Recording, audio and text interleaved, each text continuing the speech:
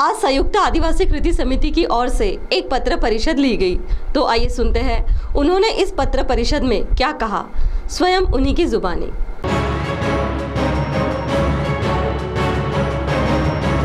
संयुक्त आदिवासी कृति समिति चंद्रपुर की ओर से आज एक पत्र परिषद ली गई, जिसमें बड़ी संख्या में आदिवासी समाज बांधव मौजूद थे। तो आइए सुनते इस पत्र परिषद के संबंध में क्या जानकारी दी गई। स्वातंत्र्याच्या 75 वर्षानंतर देखील चंद्रपूर जिल्ह्यातील सावली या ठिकाणी आदिवासी मुलामुलींचे वसतिगृह हे किरायाने भाड्याची रूम करून या ठिकाणी वसतिगृह या ठिकाणी स्थापन झालेले आहे। मात्र आदिवासी विकास विभागाच्या स्वतंत्र इमारती झाल्याच पाहिजे, आदिवासी मुलामुलींना शिक्षण मिळालं पाहिजे, शिक्षणाच्या मुख्य प्रवाहात आलाच पाहिजे।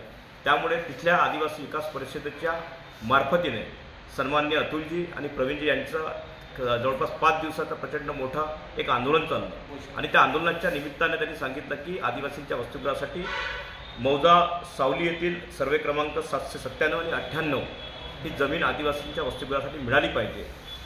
हे सर्व करत असताना ही जमीन मिळाली पाहिजे यासाठी आंदोलन देखील चाललं आणि सन्माननीय जिल्हा प्रशासनाचे आदरणीय अपर अधिकारी जिल्हा अधिकारी हे देखील त्या ठिकाणी उपोषणास्थळी येऊन त्यांनी उपोषण सोडवलं आणि ते मागणी मान्य केले आणि आश्वासन दिलं की त्या ठिकाणी निश्चितपणे आपण वसतिगृह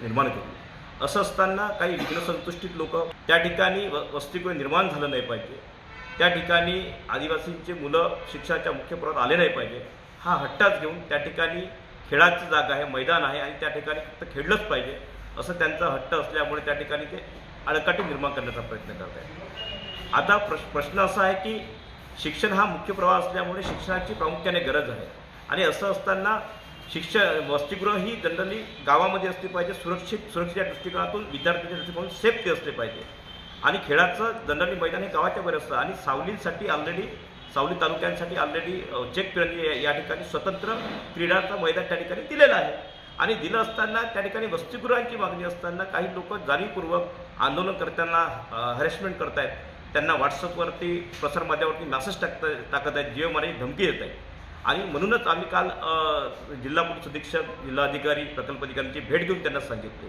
की आमच्या आंदोलनकर्ते या ठिकाणी संविधानिक आणि लोकशाही पद्धतीने या ठिकाणी मागणी करत असताना काही चुकीची माणसं त्यांना घाबरवण्याचा, त्यांना दबावतंत्र वापरून त्या ठिकाणी एक आवाज दाबण्याचा त्यांचा प्रयत्न प्रचंड मोठ्या प्रमाणात चालू आहे। तुमच्या माध्यमातून मी त्यांना सांगेन की अत्यंत तुम्ही कायद्याच्या पलीकडे जाऊन काम करतात।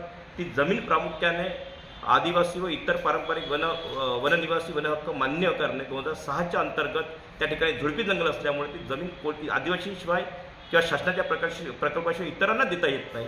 हा कायदा असताना त्या कायद्याचा सातत्याने ते पायमली करत आहे हे त्यांच्या लक्षात आलं पाहिजे आणि आमच्या आंदोलनकर्त्याला तुम्ही चुकून त्यांच्या केसाला जरी धक्का लागला ते हे संपूर्ण महाराष्ट्र पेटेल।